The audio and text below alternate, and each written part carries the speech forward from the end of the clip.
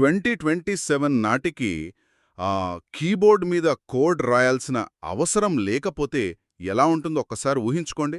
కేవలం ఒక కమాండ్ ఇస్తే ఏఐ వాటంతటదే మొత్తం సర్వర్లను, సెక్యూరిటీని సెటప్ చేసేస్తే అప్పుడు ఈ డెవాప్స్ ఇంజనీర్ పనేంటి, అసలు ఈ ఉద్యోగాలు ఉంటాయా అని చాలామంది భయపడుతున్నారు. కరెక్ట్. ఈరోజు మన ఈ లోతైన విశ్లేషణలో బేసిక్గా ఎంఎస్ అజూర్, అజూర్ డెవాప్స్, ఇంకా ఏఐ కలయిక భవిష్యత్తును ఎలా మారుస్తుందో మన దగ్గరున్న సోర్సెస్ ద్వారా డీటెయిల్డ్గా చూద్దాం. అవును, ఇవి చాలా ఆసక్తికరమైన అంశాలు. సో ముందుగా ఈ అజూర్ని ఒక పెద్ద అద్దె గిడ్డంగిలాగా అనుకుందాం. అంటే రెంటెడ్ వేర్ హౌస్ అనమాట.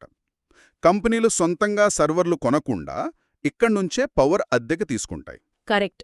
ఆ గిడ్డంగిలో మీకు కావలసిన వస్తువులన్నీ ఉంటాయి. కాని వాటిని కస్టమర్లకి వేగంగా ఒక క్రమపద్ధతిలో తప్పుల్లేకుండా చేర్చాలి కదా. దానికొక ఆటోమేటెడ్ కన్వేయర్ బెల్ట్ కావాలి. అదే మన అజూర్ డెవాప్స్. ఓ, అంటే డెవలపర్ ల్యాప్టాప్ నుంచి కోడ్ లైవ్లోకి వెళ్ళే ఆ ప్రాసెస్ అంతా ఇదే చూసుకుంటుందా? ఎగ్జాక్ట్లీ. దాన్నే CI/CD అంటారు. సో మన సోర్సెస్ స్పష్టంగా చెబుతున్నదేమిటంటే, మీకు ఆ గిడ్డంగి గురించి మాత్రమే తెలిస్తే సరిపోదు, ఆ కన్వేయర్ బెల్ట్ ఎలా పనిచేస్తుందో కూడా పూర్తిగా తెలుసుకోవాలి. ఒక్క నిమిషం, ఇక్కడే నాకు డౌట్ వస్తోంది. ఈ కన్వేయర్ బెల్ట్ మీద ఇప్పుడు ఏఐ కూడా వచ్చి చేరింది కదా. ఈ గిట్హబ్ కాపైలట్ లాంటివి కోడ్ రాసేస్తున్నాయి. అవును, రాస్తున్నాయి. అంతేకాకుండా సెక్యూరిటీ ఇష్యూస్ ఉంటే ఏఐ ఆటో ఫిక్స్ చేసేస్తుందని సోర్సెస్లో చూశాను. మరి అంత మిషన్స్ చేతిలో పెట్టేస్తే మనకేం పని ఉంటుంది? రిస్క్ కాదా అది? అక్కడే మనం కొంచెం పొరబడుతున్నాం. 2027 నాటికి రాబోతున్న మార్పు మనుషులను తీసేసే టెక్నాలజీ కాదు, దాన్ని ఏజెంటిక్ డెవాప్స్ అంటారు. ఏజెంటిక్ డెవాప్స్ అంటే ఏంటి? మైక్రోసాఫ్ట్ ఫౌండ్రీ, అలాగే కొత్తగా వచ్చిన MCP అంటే మోడల్ కంటెక్స్ట్ ప్రోటోకాల్. దీనివల్ల ఇది సాధ్యపడుతుంది. ఈ MCP వల్ల ఏంటంటే ఏఐకి మీ కంపెనీ కోడ్లోకి చూసే కళ్ళు, అందులో మార్పులు చేసే చేతులు వస్తాయన్నమాట. ఓహో, నైస్. వాటిని మానిటర్ చెయ్యడానికి మనుషులు కావాలి.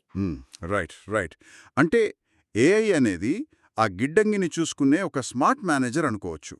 కానీ ఆ మేనేజర్ తీసుకునే నిర్ణయాలు కరెక్టా కాదా, ఆ కన్వేయర్ బెల్ట్ సేఫేనా అని చూసే బాధ్యత మనదే. అవును. ఆ ఏజెంట్లకు ఎక్కడ ఎంత పవర్ ఇవ్వాలి, సెక్యూరిటీ లిమిట్స్ ఏంటి అనేది ఒక ఆర్కిటెక్ట్ మాత్రమే డిజైన్ చేయగలడు. డెవలపర్స్ పని సులువవుతోంది, కానీ ఈ భారమంతా డెవాప్స్ మీద పడుతోంది. వావ్. మరి ఒక ఫ్రెషర్ శూన్యం నుంచి మొదలుపెట్టి ఈ స్థాయికి వెళ్లాలంటే ఎలా? దారి ఏంటి? దీనికి సోర్సెస్ ఒక పక్క 12 దశల రోడ్ మ్యాప్ ఇచ్చాయి. ఇదొక 4 నుంచి 6 నెలల ప్లాన్ అనుకోండి. ముందుగా క్లౌడ్ బేసిక్స్ నేర్చుకుని AZ-900 సర్టిఫికేషన్ చెయ్యాలి. ఓకే, ముందు బేసిక్స్. ఆ తర్వాత గిట్ CI/CD నేర్చుకోవాలి. ఆ వెంటనే బైసెప్ లేదా టెరాఫామ్ లాంటి ఇన్ఫ్రాస్ట్రక్చర్ యాజ్ కోడ్ టూల్స్ నేర్చుకోవాలి. ఈ టెక్నికల్ పదాలొస్తున్నాయి. ఇన్ఫ్రాస్ట్రక్చర్ యాజ్ కోడ్ అంటే బేసిక్గా సర్వర్లను చేత్తో కాకుండా ఒక కోడ్ లేదా స్క్రిప్ట్ ద్వారా సెటప్ చేయడం. అంటే మన గిడ్డంగిని ఆటోమేటిక్గా కట్టడానికి ఒక బ్లూ ప్రింట్ అన్నమాట. ఎగ్జాక్ట్లీ, భలే చెప్పారు. ఆ తర్వాత AZ-104 మరియు AZ-400 లాంటి అడ్వాన్స్డ్ సర్టిఫికేషన్స్ వైపు వెళ్ళాలి. కానీ ఇదంతా వినడానికి బాగానే ఉంది. జనాలు యూట్యూబ్లో పాత ట్యుటోరియల్స్ చూసి సొంతంగా నేర్చుకుంటే దారి తప్పే ప్రమాదం ఉంది కదా. ఎందుకంటే వాటిలో ఈ MCP ఏజెంటిక్ డెవాప్స్ గురించి ఉండదు. అవును, అది చాలా పెద్ద సమస్య. అందుకే నరేష్ IT లాంటి సంస్థల సాఫ్ట్వేర్ ట్రైనింగ్ చాలా కీలకమవుతుంది. సొంతగా నేర్చుకుంటే ఎక్కడ ఏది వాడాలో అర్థంగాక గందరగోళం వస్తుంది. అది నిజమే. ఒక స్ట్రక్చర్ ఉండదు. కరెక్ట్. నరేష్ IT వారు ఒక ప్రాపర్ స్ట్రక్చర్ ట్రైనింగ్ అందిస్తారు.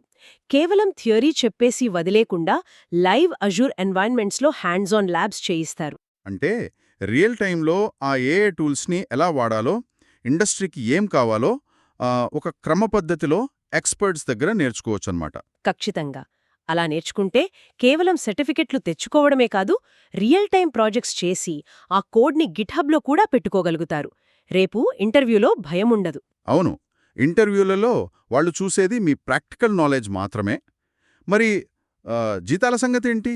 ఇది అందరికీ ఇంట్రెస్టింగ్గా ఉండే టాపిక్ కదా. మన సోర్సెస్ ప్రకారం చూస్తే సాధారణ స్కిల్స్ ఉన్న ఫ్రెషర్స్కు 4 నుంచి 8 లక్షల ప్యాకేజీ వస్తోంది.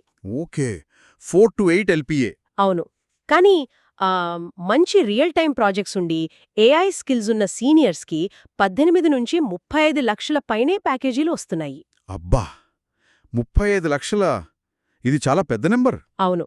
మీరు ఆ గిడ్డంగిలో ఏఐ టూల్స్ని ఎంత సమర్థవంతంగా వాడుతున్నారు అనేదే మీ జీతాన్ని నిర్ణయిస్తుంది. సో దీన్ని బట్టి చూస్తే ఆ 35 లక్షల ప్యాకేజ్ అనేది కేవలం కోడ్ రాసినందుకు కాదు కదా, ఆ ఏఐ ఏజెంట్లను కరెక్ట్గా మేనేజ్ చేసినందుకు ఇస్తున్నారు. ఎగ్జాక్ట్లీ. భవిష్యత్తులో మనం న్యాచురల్ లాంగ్వేజ్లో నాకొక యాప్ కోసం ఇన్ఫ్రాస్ట్రక్చర్ సెటప్ చెయ్యి అని కమాండ్ ఇస్తే చాలు, ఏఐ ఏజెంట్లు ఆ గిడ్డంగిలో అంతా వాటంతటవే సెటప్ చేస్తాయి. అవును, అదే జరగబోతోంది.